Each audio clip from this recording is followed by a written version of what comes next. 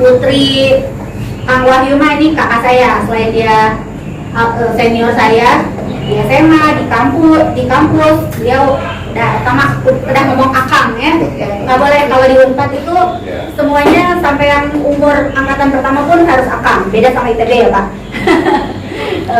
Pak Agus mah udah ini mentor dan panutan lah ya di sini, Pak Hilman, Bu Vivi juga yang mengajarkan saya juga.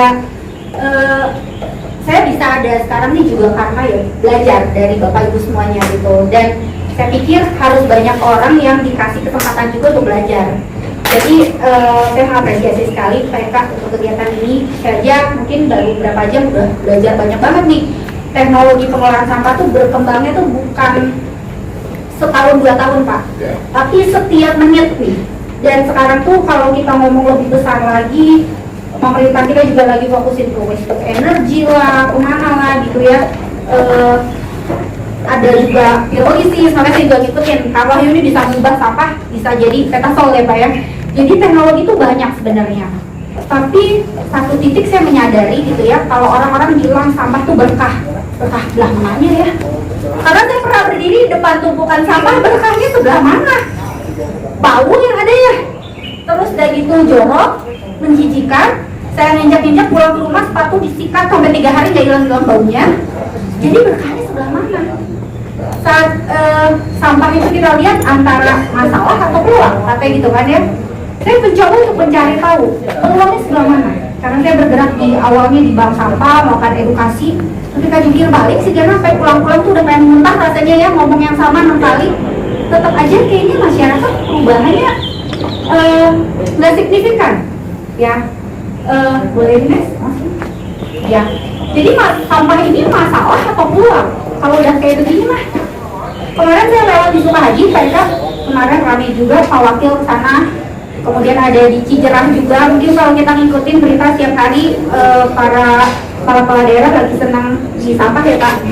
Dan kita melihat kenyataan di Sukahaji itu mungkin lebih tinggi dari ini nih sampahnya, dengan TPS yang mungkin ya lebih besar dikit dari ini. Masyarakat kita kreatif nih. Itu gimana cara naik ke sana Pak? Bawa sampah tanpa berat. Jadi sebenarnya tenaganya ada, kemampuannya ada, tapi mereka perlu jembatan nih dengan Pak Jenal, dengan tadi Belama ya Pak. Ya kata Belami makan.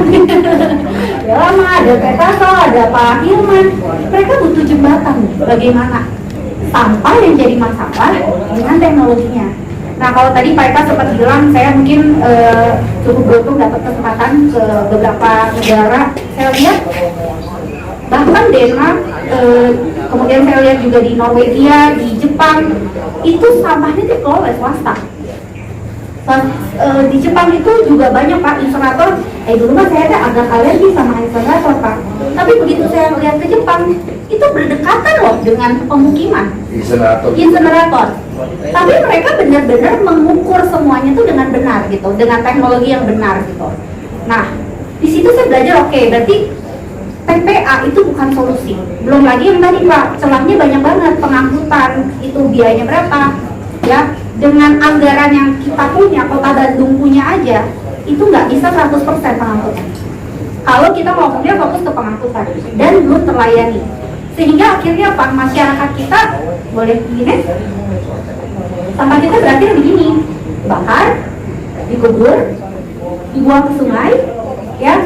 Setiap minggu Pandora dapat konten Pak, bisa bersihin sungai, kemudian juga udah dibersihin, kotor lagi, TPA, buka lagi lahan baru, dan didaur ulang. Tapi seperti yang tadi Bang Zainal sampaikan, jauh terkesan 15% ya Pak. Siapapun, ada ikatan pemulung, ada bank sampah, ada TPS, semuanya itu ya cuma segitu 15%. Karena perilaku masyarakatnya nggak mau berubah. Boleh di next? Nah ini satu campaign yang sedang kami bawa. Boleh sama-sama Pak dibaca? Please invite backyard. Kenapa? Selama ini semua orang tuh semua orang maunya not in my backyard, asal jangan di rumah saya. Silakanlah bawa kemana aja, buang sampah kayak gitu ya. Ya ambil terserah dibawa kemana aja, saya nggak peduli, tapi jangan di rumah saya. Itu satu. Yang kedua, boleh TPS ada di mana aja asal jangan dekat rumah saya. Ya, itu jadi dua masalah yang besar sehingga pada saat pemerintah mau bikin TPS dimanapun selalu ada penolakan.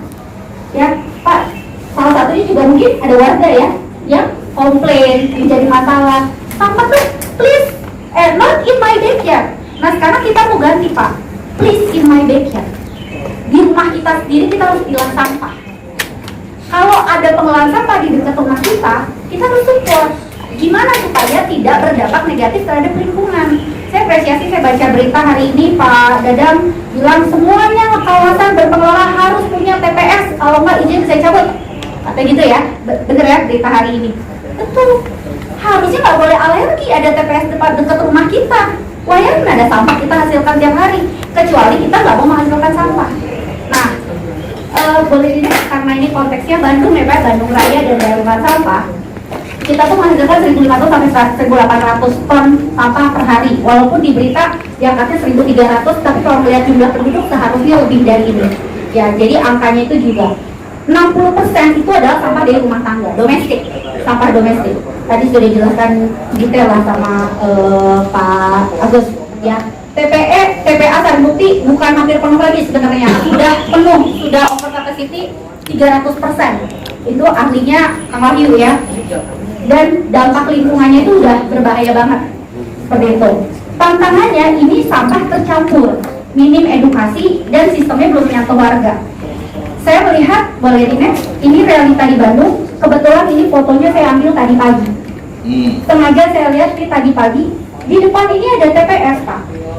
Tapi masyarakat itu seenaknya, karena dia ada TPS di dalam, dia bawa sampah sambil pergi kerja dia buang di situ.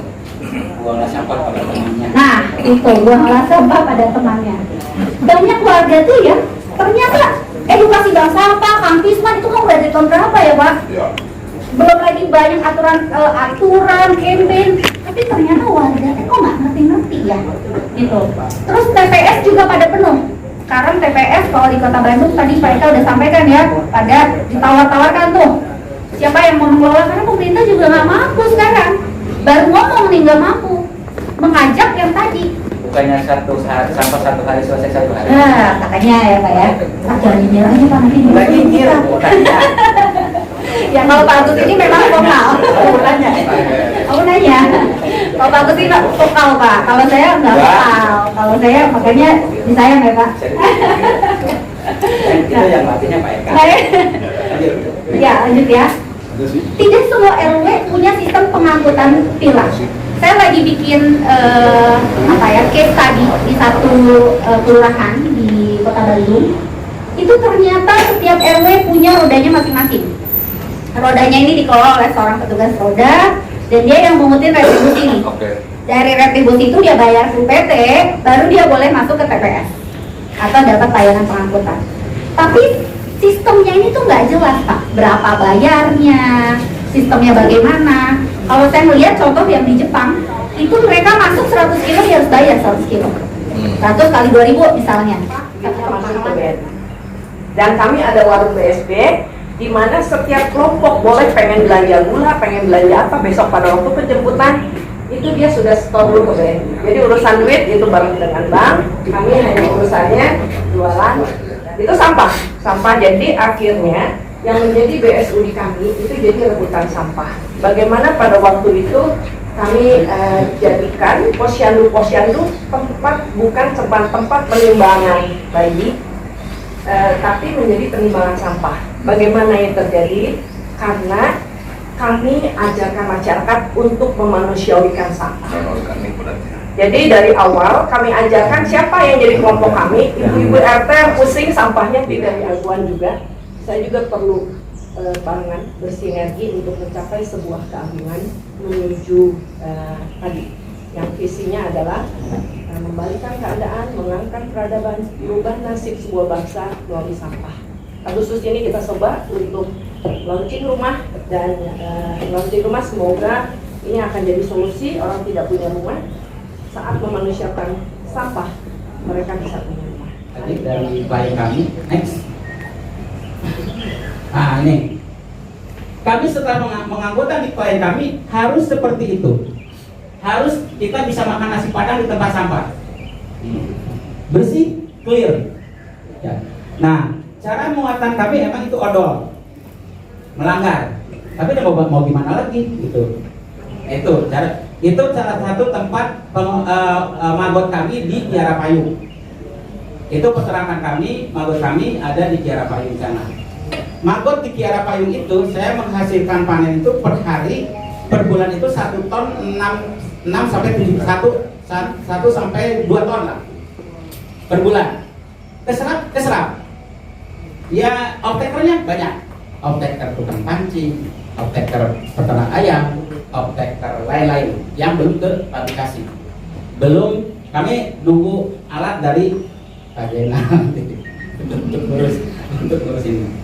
Siapa ya? Yang tengah itu kami menghasilkan SOD berupa nasi bekas.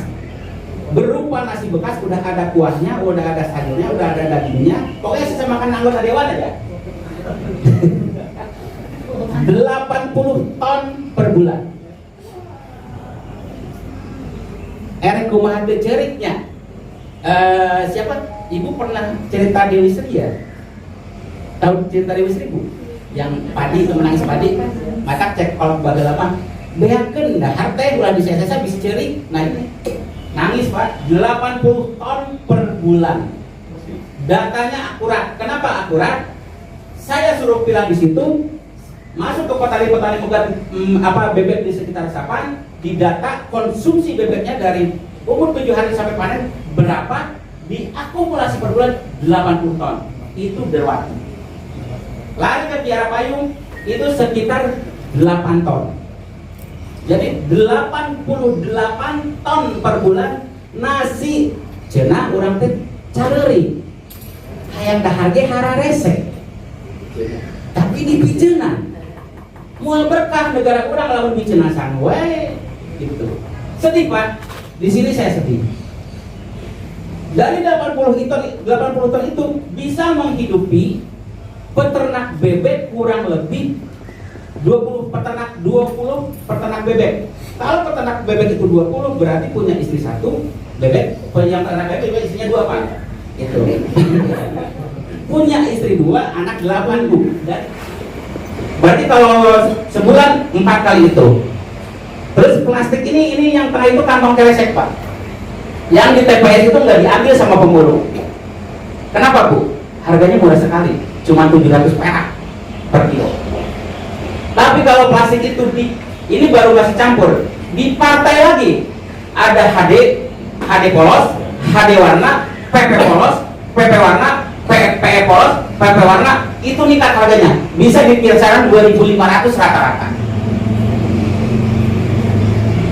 Jadi saya melihatnya dari bisnis lagi Bu, ada namanya, kasih namanya susah Pak. Nah selain anak magot itu anak yatim Pak, kita harus, karena ibunya begitu bertelur mengandungkan, bapaknya begitu nikah meninggal yatim. Jadi saya selain yang tadi 75 ini ratusan anak yatim saya gitu. Nah bebeknya juga piatu Bu, karena ibunya nggak ada bebek. Nah ini jadi saya nasi yang tadi itu dikasih buat pakan pokoknya bebek. Nah untuk magotnya itu sejenis kayak cemilan. Karena kalau misalkan dikasih full magot, karbohidratnya nggak ada. Nah bebek saya sama bandar bebek Pak Agus itu nomor 1. Dadanya bolanya maaf gitu. Satupun yang bisa memastikan dia tidak masuk ke ketegasan hukum. Dan ipal itu tidak bisa untuk bisa mengubah D3 menjadi non-D3. Maka harus juga hari ini mengandung D3. Kalau mau, mari kita bagaimana. Hadirkan saya bersama PPLH, apakah itu dari untuk atau kalau bisa gabung PPLH datang membawa orang yang punya sertifikasi untuk pengambilan sampel, kemudian kita ambil sampelnya, oleh sebagai satu diberikan pada kami. Saya akan kita untuk melakukan ini dengan yang berbeda dengan Dan bukan hanya soal air ini, tidak pernah juga ada untuk tadi. Kalau bisa, cek SDM-nya, mikroplastiknya, logam-logam beratnya. Insya Allah akan ada yang ada dapat batas. Ini di luar di atas semua. Jangan lupa, Undang-Undang 18 2008 menyatakan prioritasnya adalah menjaga kualitas kesehatan masyarakat dan kualitas lingkungan hidup. Kemudian juga menjadikan sampah sebagai sumber daya dan kemudian memberikan peran serta kepada masyarakat dan dunia usaha dan pendidikan. Katanya, jangan sampai rakyat Jawa Barat terstrategi. Jangan sampai kebenaran ditutupi. Ini urusan murni gubernur dan juga selaku komandan Satgas Citarum Harum. Tolong berbuat yang tepat, pas dan pantas untuk menyelesaikan air ini IPA dari pasar bukti. Tolong segera tuntaskan hal ini. Ada yang kemarin perbaiki segera. Anda adalah pemain harapan banyak rakyat Jawa Barat. Ya, terima kasih. Video ini bisa dibuat karena saya dibantu sama Teh Yuda ya. Yang bikin begini Teh Yuda, saya emang nggak bisa. Nah, terakhir dari saya, upaya kami di Bank Sampah Melong 26 Cimahi akhirnya berusaha sedikit, yaitu sampah plastik kami ubah menjadi BBM yang ada solar, dan tantangannya adalah atau argumentasinya adalah sampah plastik itu sebagian itu adalah atau semuanya membal kalau ada di TPA atau di truk yang dibawa ke TPA, sehingga dengan cara begini kita menggunakan sampah yang dikirim ke TPA dan bisa menjadi sesuatu yang sifatnya produktif ya. 50 kg sampah plastik itu hampir menghabiskan 1,8 meter kubik. Setelah menjadi BBM secara solar itu menjadi 0,05 meter kubik. Jadi hampir kecepatan 97%. Spesifik bisa dipakai untuk yang lain. Nah, saya pikir ini membantu dan minimal juga tidak dibakar. Karena kalau di kami hanya dimasak saja. Dan alhamdulillah ke depan akan ada regulasi khusus dengan brand yang kami gunakan karena sudah akan disiapkan oleh negara. Alhamdulillah itu disupport. Nah, tapi ayo kita bebarengan, jangan sampai kita membiarkan sampah kita sampai TPA. Kalau bisa sampai di wilayah kita saja. Terima kasih. Ya. Terima kasih Kang Wahyu.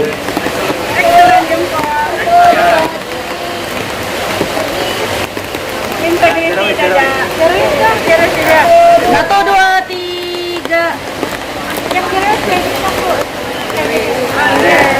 Gini semuanya gini. Satu, dua, tiga.